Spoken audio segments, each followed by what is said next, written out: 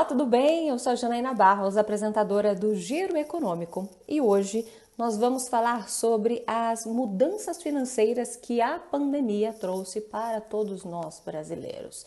No mês de julho, por exemplo, a Febraban, Federação Nacional de Bancos, ela mostrou que mostrou uma pesquisa que depois da pandemia, a prioridade dos brasileiros será os cuidados com a saúde financeira, como equilibrar as contas, o que pagar, o que vai ser prioridade. Inclusive, o IBGE divulgou recentemente que a taxa de desemprego subiu para 13% agora no segundo trimestre. Aqui no Mato Grosso, por exemplo, temos 10,2% de aumento de taxa de desemprego nos últimos 3 meses. E por esse motivo, nós vamos falar hoje sobre educação financeira, que é prioridade.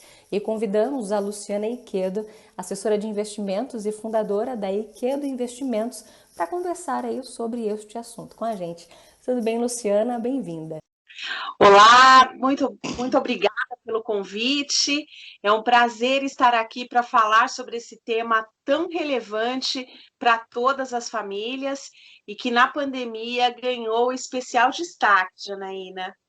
Luciana, o termo, educação financeira, é relativamente assim novo no Brasil e principalmente para muitas pessoas. Pelo menos há uma década começamos a acordar e pensar nessa temática.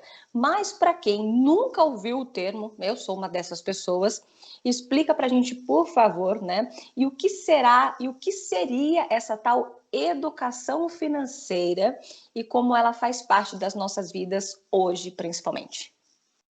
Certo. Era muito comum, Janaína, que as pessoas estudassem a vida toda, nas mais diferentes áreas, assim, passassem pela educação básica, ensino médio, a graduação, a pós-graduação, sem nunca ter ouvido como deveriam lidar com as próprias finanças, com os recursos pessoais.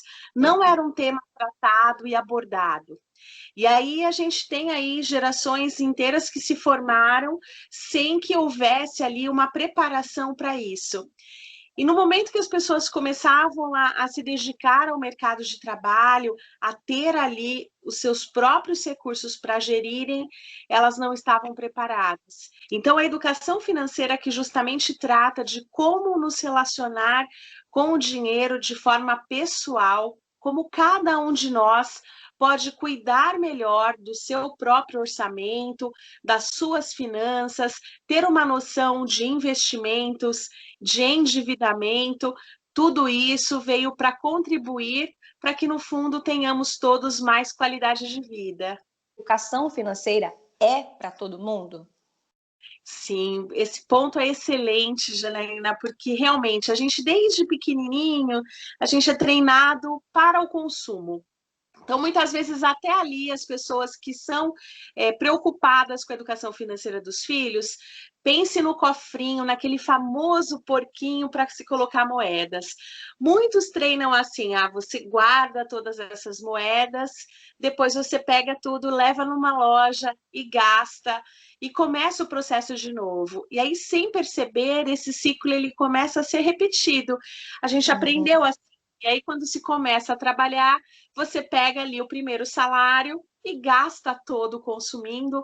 Se houver ali a concessão de um limite de cheque especial, você também entende que faz parte ali, muitos entendem isso e consomem. Então, esses conceitos de realmente aprender a consumir conscientemente, a planejar os seus gastos e a começar a investir desde cedo são fundamentais para que a gente tenha uma boa situação financeira. Às vezes existe uma ilusão. Quando eu ganhar mais, quando eu tiver uma renda melhor, um melhor emprego, eu vou começar. Só que Verdade. isso não acontece, porque se a pessoa lida mal com o dinheiro quando ela tem pouco, ela começa a repetir o padrão. Então, se ela tem um aumento de 10% de renda, ela aumenta em 10% o padrão de consumo. Se dobra a renda dela, ela vai dobrar o consumo dela. Então, independente do nível de renda, ter essa preocupação e começar a se relacionar melhor com o dinheiro é essencial. Mas isso tem alguma coisa a ver com saúde financeira? Será que eu tenho uma saúde financeira já hoje, mesmo não ganhando muito, ganhando aí um salário mínimo? É uma matéria que é fácil de aprender, Luciana? Sim, são dois pontos importantes aqui, Janaína. O primeiro ponto é o técnico, que é ganhar mais do que você gasta. Então, para que haja sempre uma sobra, eu nunca posso gastar aquilo que eu não tenho, eu deveria sempre ali fazer com que esse saldo seja positivo, controlar as próprias finanças, né? Então, saber onde eu estou gastando, para onde está indo o meu dinheiro. E aí a gente utiliza algumas ferramentas. Quem tem familiaridade com uma planilha eletrônica ou com aplicativo, existem muitas ferramentas disponíveis. Mas para quem não tem, um simples caderninho, um bloco de notas do celular, serve para que você controle e saiba onde está indo o seu dinheiro. Isso é técnico. Mas existe a questão comportamental. Porque tecnicamente a gente já sabe qual é a receita de bolo, mas a gente precisa lidar com os aspectos que vão além disso. Da hora que a gente acorda até a hora que a gente vai dormir, nós recebemos inúmeros estímulos de consumo. E entender que eu não devo, né, ouvir todos os meus desejos e comprar tudo aquilo que eu quero, com aquele famoso, Janaína, eu mereço. Puxa, eu vou comprar coisa porque eu mereço. Trabalho tanto, Só né? Eu mereço. trabalho tanto, poxa, eu mereço. Quer ver um exemplo legal das férias? Ah, eu trabalhei tanto o ano todo, eu mereço sair de férias. Aí eu saio de férias sem me planejar, gasto que eu não tenho, excedo todos os limites do cartão de crédito.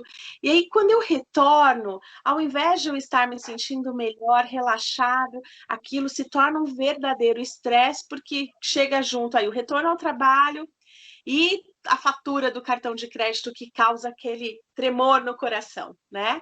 Então é importante também a gente entender e respeitar essas questões comportamentais. Hoje tem algo muito legal que é chamado de arquitetura de escolha, que são situações que nos ajudam a decidir melhor.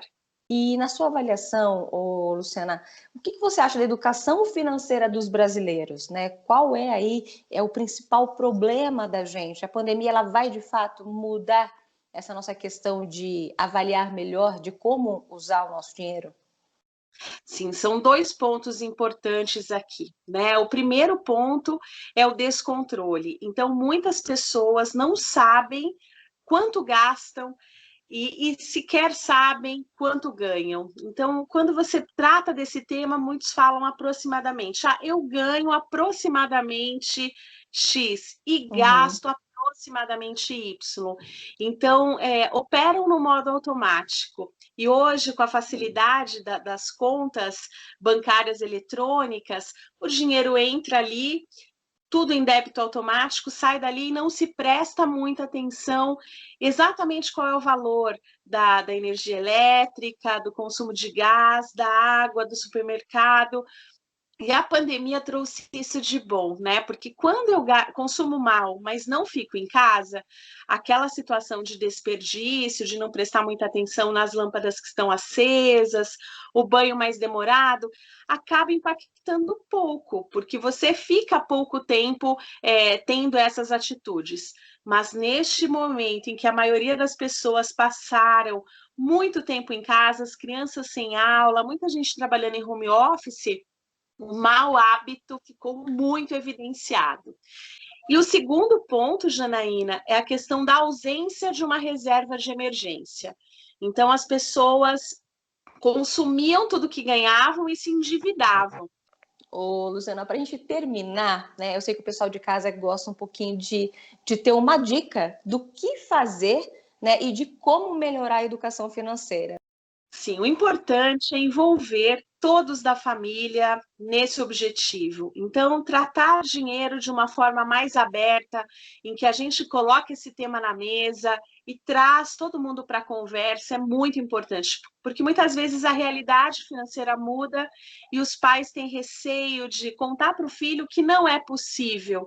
E quando nós trazemos todos para essa realidade, a gente consegue melhores resultados. O segundo ponto é prestar mais atenção nesses pequenos detalhes nesse momento, sabendo com o que é que você consome, o quanto você consome e saber separar o que é essencial do que não é essencial. Porque quando eu tenho isso muito claro, Janaína, eu consigo fazer cortes se for necessário. Né? Outra questão importante tentem ter uma reserva de emergência. Quem ainda não tinha prestado atenção nesse ponto, é fundamental. E a tranquilidade que uma reserva de emergência pode trazer para a sua família fará muita diferença em todas as outras áreas da sua vida que não necessariamente envolvem dinheiro. Tá certo, Luciana, eu agradeço, obrigada pelas suas explicações e por ajudar, né, não só a mim, mas ao pessoal de casa também, sobre o que fazer neste momento tão difícil, né, que na verdade não é só nossa, né, Brasil, né, é global. Obrigada, viu, e te espero e ver nos próximos programas. Combinado, Janaína, eu que agradeço. Um abraço para todo mundo aí de casa.